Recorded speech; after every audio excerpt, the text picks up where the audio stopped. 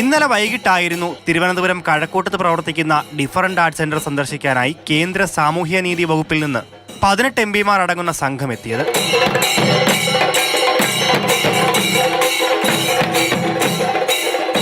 ഗംഭീര വരവേൽപ്പാണ് സംഘത്തിന് കുട്ടികൾ നൽകിയത്. ഗാനമേള മുതൽ മാജിക് വരെ.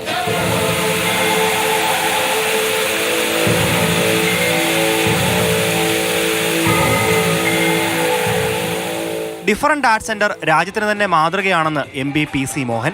കുട്ടികളുടെ അന്തർലീനമായ കഴിവുകളെ തിരിച്ചറിയുവാനും പ്രോത്സാഹിപ്പിക്കുവാനും സഹായിക്കുന്ന ഇത്തരം കേന്ദ്രങ്ങൾ എല്ലാ സംസ്ഥാനത്തും ഉണ്ടാവേണ്ടതുണ്ടെന്ന് MP. Everything, systematically, scientifically they are doing it for that differently able people to learn. And it is so good that, even differently able people also, they should live on their own. That kind of a training there. നിരവധി വേദികളിലായി കുട്ടികൾ ഒരുക്കിയ കലാപ്രകടനം കണ്ട് കുട്ടികളെ അഭിനന്ദിച്ച സംഘം 6 മണിയോടെ മടങ്ങി. Mathrubhumi news, Thiruvananthapuram.